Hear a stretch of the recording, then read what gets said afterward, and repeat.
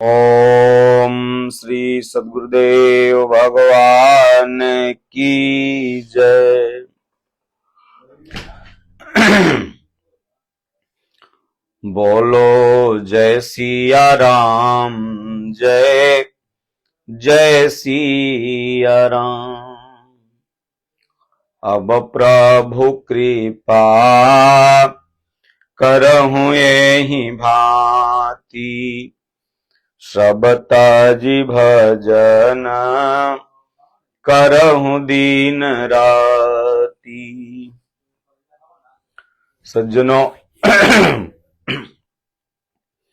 आज की भगवत चर्चा में हम सब लोग ये जानने का प्रयास करेंगे कि गीता पर बहुत सारी टीकाएं हैं। अन्य टीकाओं में ऐसा क्या नहीं है जो यथार्थ गीता में है, और यथार्थ गीता अन्य टीकाओं से खास क्यों है। इसी पर हम सब लोग आज की भगवत चर्चा में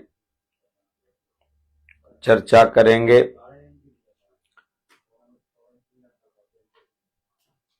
जैसे अन्य गीताओं में भगवान कृष्ण को पूर्णतः स्पष्ट नहीं किया गया कि आखिर में वो क्या थे, लेकिन यथार्थ गीता में पूज्य गुरुदेव भगवान ने बताया कि भगवान कृष्ण योगेश्वर थे, योग के प्रणेता थे। योगेश्वर का मतलब होता है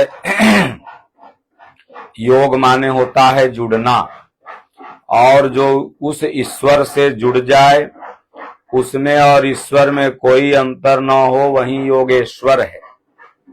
तो दूसरा, सत्य की तमाम परिभाषाएं अन्य टीकाओं में आपको मिलेगी, लेकिन यथार्थ गीता में सिर्फ आत्मा को ही सत्य माना गया।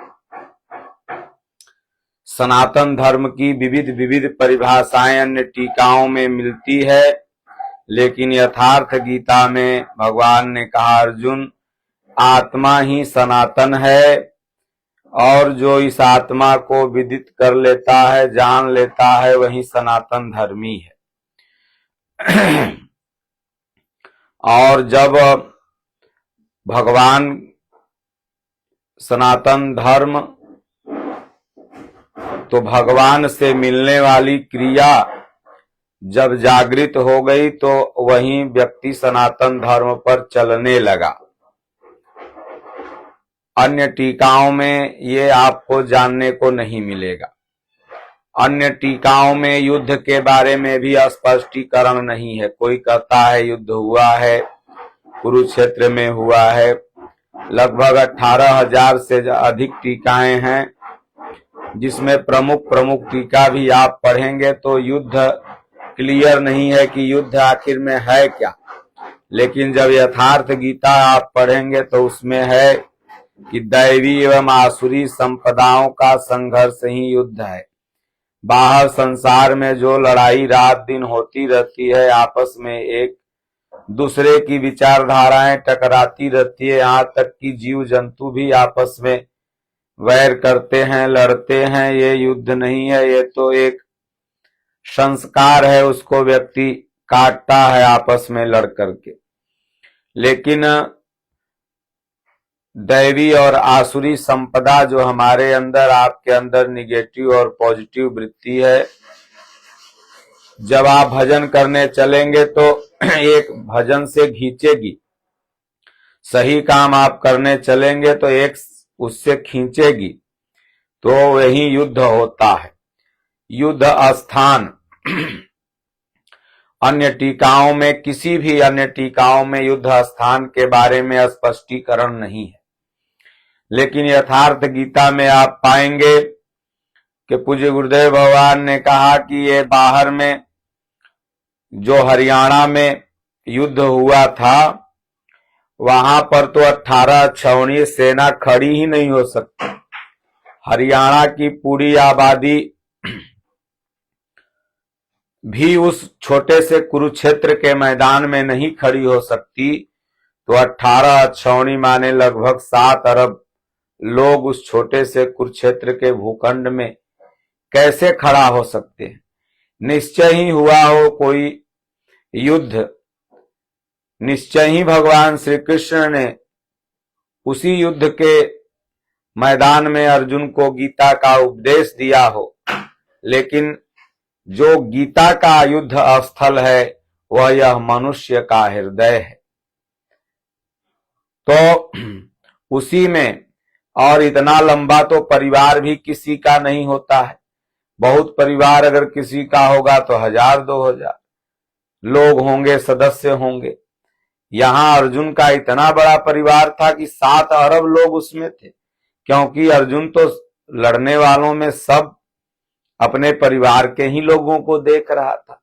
तो निश्चित ही थोड़े लोगों में हरियाणा में युद्ध हुआ होगा, कुरुक्षेत्र के मैदान में, लेकिन गीता का जो युद्ध है, जो युद्ध स्थल है, वह ये मानव शरीर ही है। जब भजन आप करने चलते हो तो दुर्गुणों से युद्ध होता है। इन विकारों की सहस्त्र प्रवृत्तियां हैं, ये सब ही अनगिनत संख्या हैं। ज्ञान क्या है?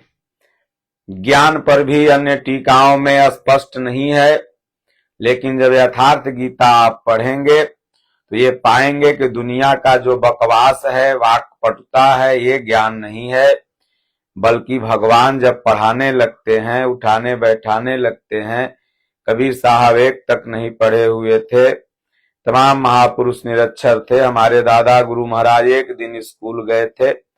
पूज्य गुरुदेव भगवान जी की भी भौतिक शिक्षा बहुत ज्यादा नहीं है। गोस्वामी तुलसीदास जी भी बहुत ज्यादा पारंगत नहीं थे। तमाम जितने महापुरुष हुए, लेकिन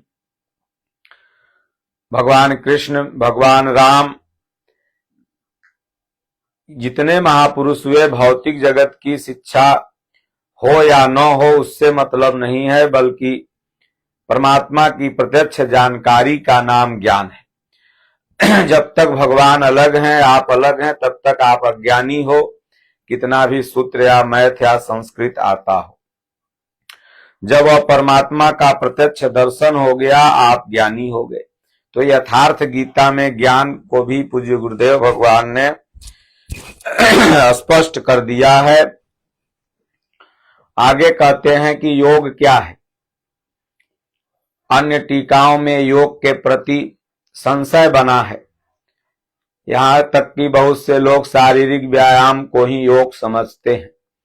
अनुलोम विलोम, प्राणायाम, कपाल भाती, दंड बैठक, यह योग नहीं, यह शारीरिक व्यायाम है। इसे व्यायाम की संज्ञा हमारे संतों ने कहा। स्वयं महर्षि पतंजलि भी इसको योग नहीं मानते। योग के 8 अंग महर्षि पतंजलि बताते हैं। यम, नियम, आसन, प्राणायाम, प्रत्याहार, धारणा, ध्यान, समाधि। तो आसन का मतलब मन आसीन हो जाए, न कि ये पद्मासन और योगासन।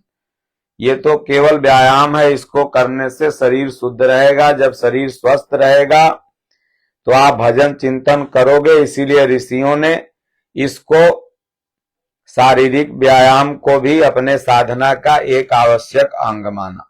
पूज्य दादा गुरु महाराज भी कहा करते थे कि कुछ शरीर के अनुकूल व्यायाम मेहनत कर लेना चाहिए, नहीं तो जब बीमारी घेर लेगा तो भजन क्या करोगे। तो योग क्या है? तो संसार के संयोग वियोग से जो ऊपर उठा करके ब्रह्म से, परमात्मा से मिलन करा दे, उसका नाम योग है। और गीता योग की कुंजी है, भगवान योगेश्वर है।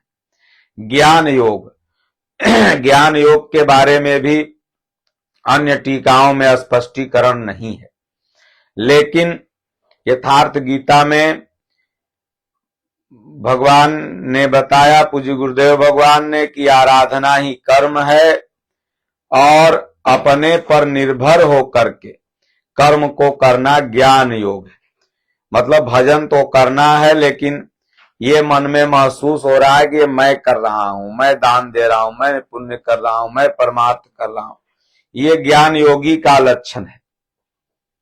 और निष्काम कर्मयोग के बारे में भी स्पष्टीकरण अन्य टीकाओं में नहीं मिलता है, लेकिन यथार्थ गीता में आप पाएंगे भगवान ने बताया कि इष्ट पर निर्भर होकर के अपने आप को सर्वथा भगवान के ऊपर सौंप करके भजन भक्ति करना ही निष्काम कर्मयोग है।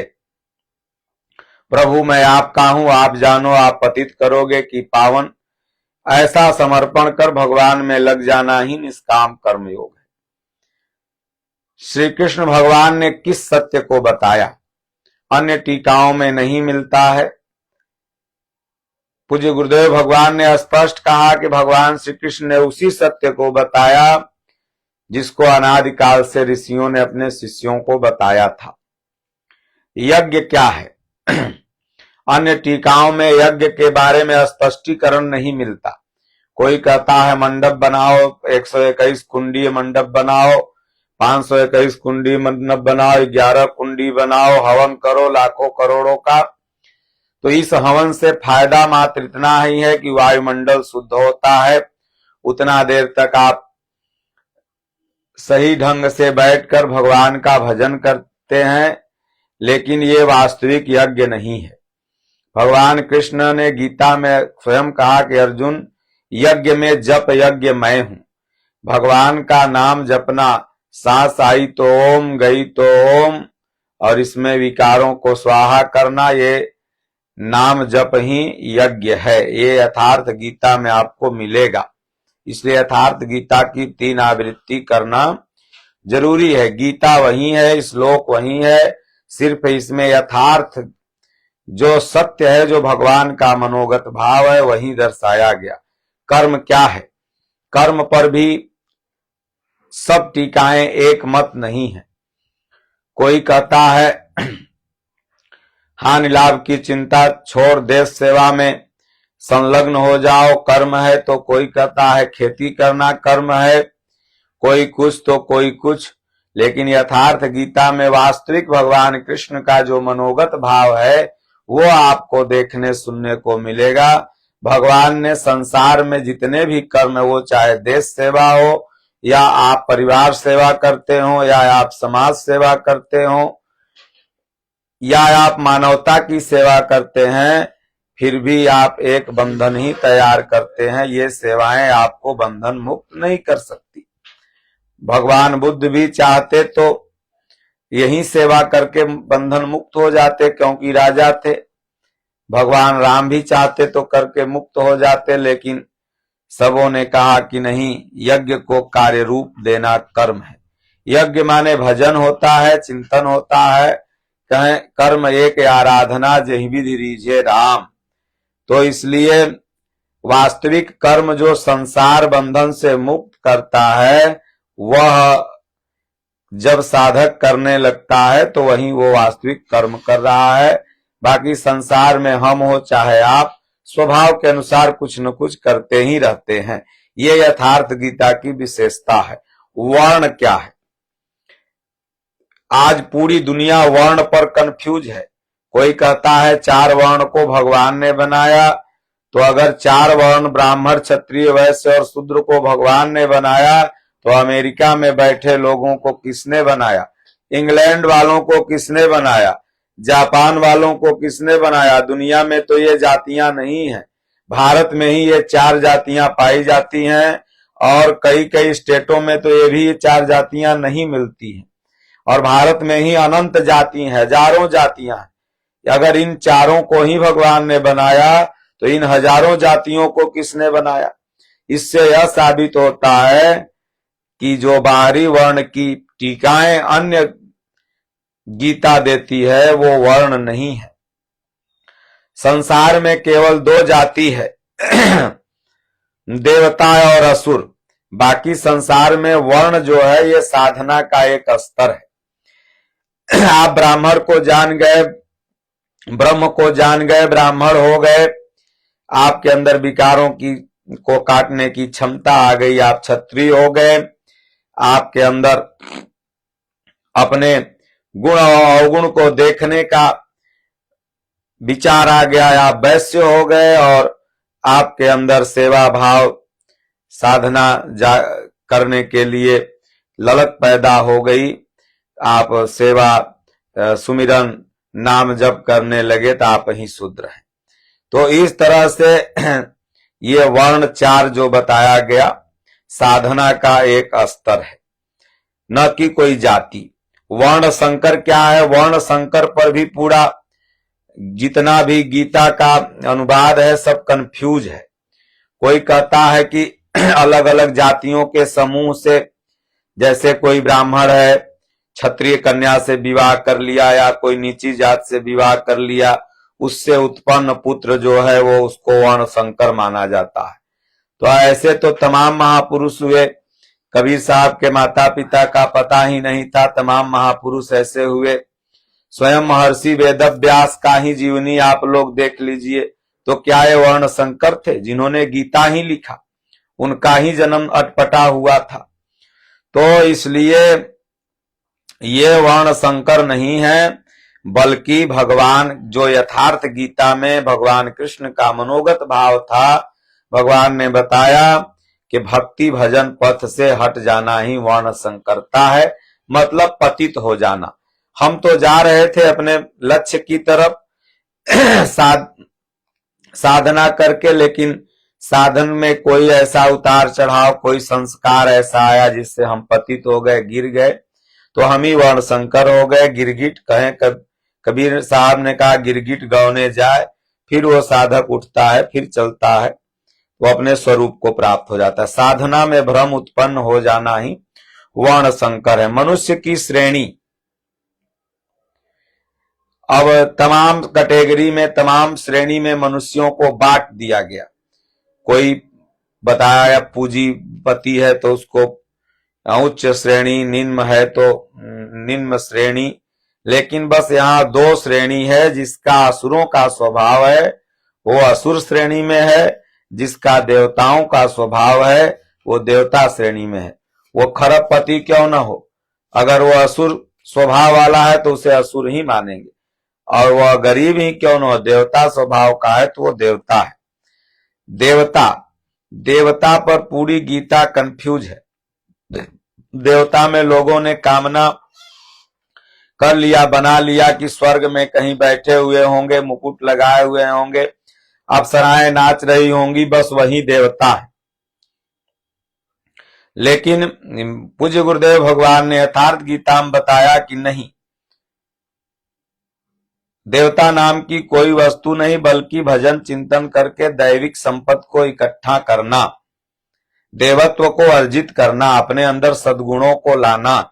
सिमिट सिमिट जल भरे तलावा, जिम सज्जन सद्गुण पही, जिम सद्गुण सज्जन पही आवा। तो उसी तरह जो गुणों को इकट्ठा करता है वही बाद में देवता हो जाता है। जितने देवता हैं सब गुणी अगर हैं तो देवता हैं। इंद्र अवगुणी है तो उनको कोई देवता नहीं मानता, बल्कि लोग देवताओं का राजा, लेकिन कहीं कहीं इंद्र की निंदा होती है। इसलिए जो दैविक संपत्ति को अर्जित करता है वो देवता है। अवतार क्या है? जितनी भी टीकाएं हैं, चाहे जितने भी लोग हैं, अभी अवतार के विषय में कंफ्यूज है।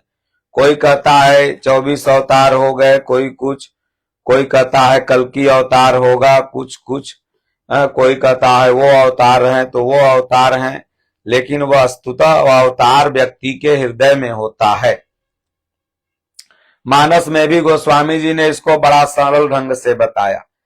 जो भी व्यक्ति इस तरह की अवतार की धारणा पे कंफ्यूज हैं, वो ये समझ लें कि अवतार आपके हृदय में होता है, बाहर कहीं कभी कोई अवतार हुआ ही नहीं। कह नाना भांति राम अवतारा, रामायण सत कोटि अपारा। नाना भात, भगवान कहते हैं यदा यदा ही धर्मस्य ग्लानि भवति भारतः अभ्युत्थानम अधर्मस्य तदात्मानं सृजाम्यहम् परित्राणाय साधूनां विनाशाय च दुष्कृताम्।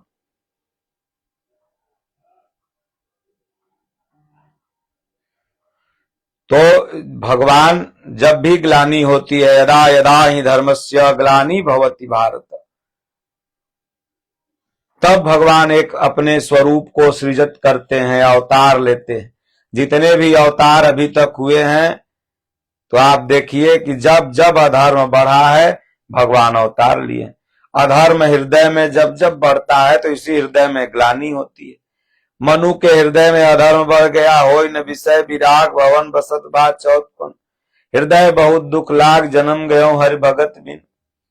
भगवान का अवतार हो गया, भजन करने के लिए चल दिए।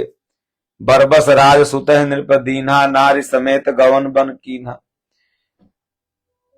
भगवान हृदय में ही अवतरित हो गए। विराट दर्शन, विराट दर्शन कहीं बाहर नहीं होता। गीता में कोई भी टीका अभी तक नहीं बता पाई।